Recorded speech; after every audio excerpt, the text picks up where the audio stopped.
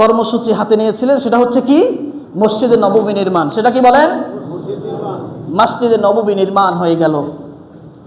এখন হুজুর সাহাবায়ে কিরামদেরকে নিয়ে বসছেন, শুধু বসেন, তাদেরকে তালিম দেন। দ্বিতীয় যে কর্মসূচি নবীজি হাতে নিলেন, যেহেতু বিশাল একটি গোষ্ঠীর সামনে মোকাবেলা করতে হবে, তাই যেই দুই প্রকারের মুসলমান, দুই শ্রেণীর মুসলমান, মুহাজির আর আনসার এই মদিনাতে রয়েছে, তাদের মধ্যে পরস্পরের বন্ধন 100তে 100 থাকতে হবে। তাই আল্লাহ নবী সাল্লাল্লাহু আলাইহি ওয়াসাল্লাম তাদেরকে শিক্ষা দেওয়া শুরু করলেন, তাদেরকে তালিম দেওয়া শুরু করলেন। একে অপরের প্রতি মহব্বতটা কেমন হবে? মুসলমান একজনের ভাইয়ের, এক ভাই মুসলমান অন্য ভাইয়ের প্রতি ভালোবাসা মমতাটা কেমন হবে? আল্লাহর নবী তা শিক্ষা দিলেন সাহাবায়ে কেরামকে।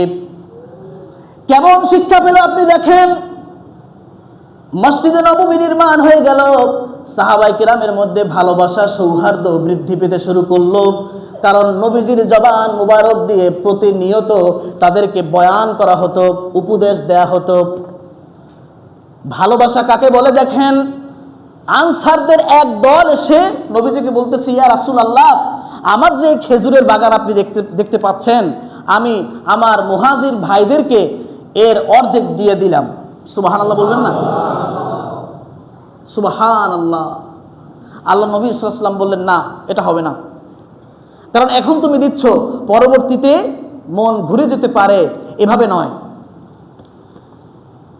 এরপরে আনসারদের ওই দল বলল, হুজুর, তাই আমি একটা প্রস্তাব দেই, আমার যে বাগান আছে, খেজুরের বাগান, এই বাগানে আমার মুহাজির ভাইরা কাজ করবে, ফলে আমি তাদেরকে ফলমূল দান করব, তাদের কাজের পারিশ্রমিক হিসাবে আমি তাদেরকে ফলমূল দিব। সুবহানাল্লাহ।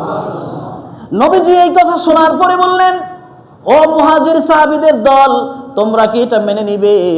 মুহাজির সাহাবীদের দল বলল, ইয়া রাসূলুল্লাহ, আপনার কথা শুনলাম আর মেনে নিলাম। শুরু হয়ে গেল, তারা মাঠে ঘাটে আনসারদের বাগানে কাজ করে আর সেখান থেকে যা পায় তা নিয়ে জীবন যাপন শুরু করলো।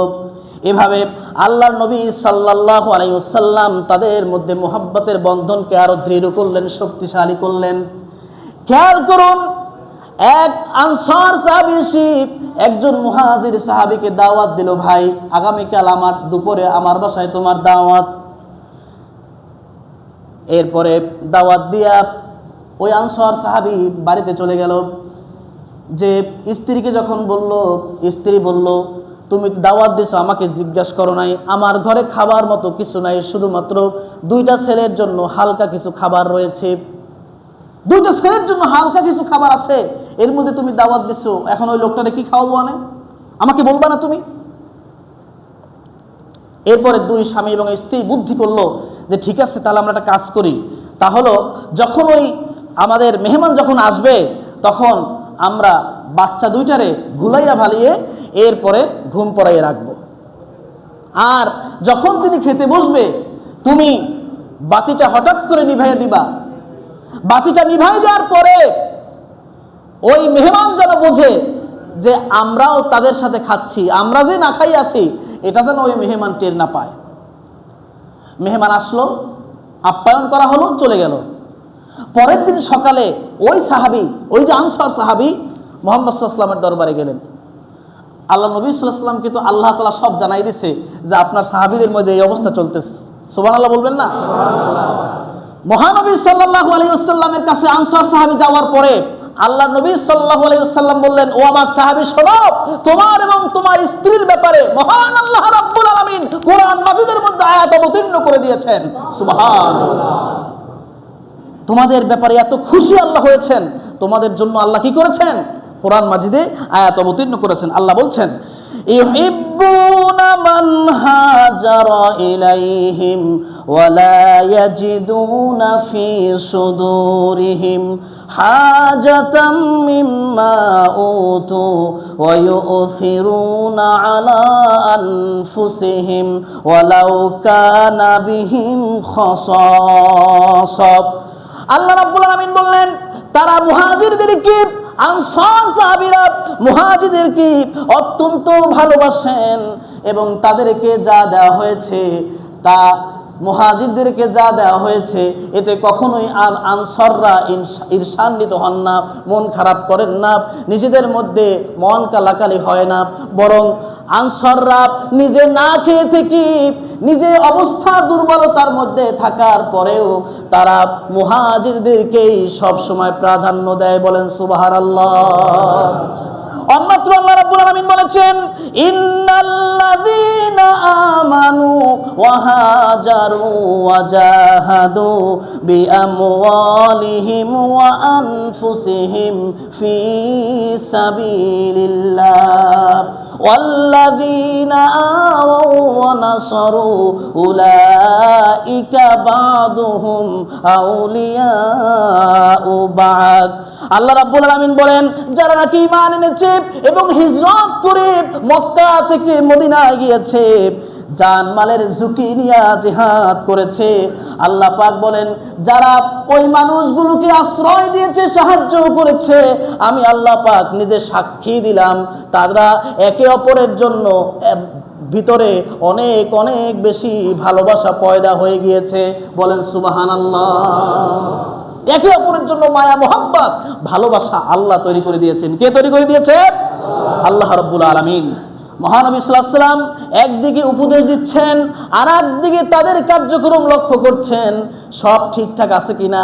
কারণ আমার মুসলমানদের মধ্যে যদি কোনো কারণে দ্বিমত হয়ে যায়, যদি ভাঙন সৃষ্টি হয়, তাহলে এই মুসলমান নিয়ে সামনে আগানো যাবে না। কারণ একটি রাষ্ট্র পরিচালনার জন্য, একটি রাষ্ট্র বিনির্মাণের জন্য আগে যেটা প্রয়োজন সেটা হচ্ছে ঐক্য। সেটা কি বলেন?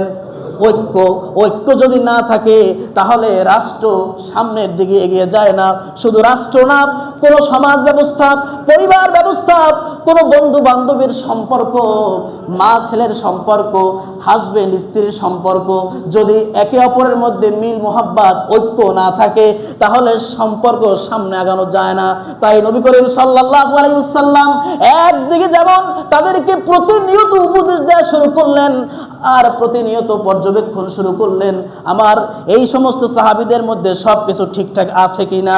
নবী করিম সাল্লাল্লাহু আলাইহি ওয়াসাল্লাম তাদেরকে উপদেশ দিতে গিয়ে বললেন, লা ইয়াদখুলুল জান্নাতা মান লা ইয়ামানু জারুহু বিওয়াইকাহু। আল্লাহর নবীজি বললেন, সেই ব্যক্তি কোনোদিন জান্নাতে প্রবেশ করবে না যার দ্বারা তার নিরাপদ, তার প্রতিবেশী নিরাপদ থাকে না। প্রতিবেশীকে নিরাপদ রাখতে হবে। আল্লাহর নবী শিক্ষা দিলেন, প্রতিবেশী যদি আমার দ্বারা নিরাপদ না থাকে তাহলে আল্লাহর নবী বলেছেন আমি কোনোদিন জান্নাতে যেতে পারবো না। কন্যা নাউযুবিল্লাহ। প্রতিবেশীকে অবশ্যই নিরাপদ রাখতে হবে। আমরা মুসলমান, আমার পাশের প্রতিবেশী আমার কাছে নিরাপদ থাকতে হবে। আমরা মাঝে মধ্যে দেখতে পাই বিভিন্ন সময় অনেকে অনুষ্ঠান করে, গান বাজনা, বিয়ের আসর করে, আছে না নাই বলেন? বিয়ের আসর করে, এরপরে ৩-৪ দিন ব্যাপী টানা ছাদের উপরে ২-৩টা সাউন্ড বক্স চলতে থাকে। আশেপাশে কত মানুষ যে কষ্ট পায়, এদিকে তার হুঁশ নাই।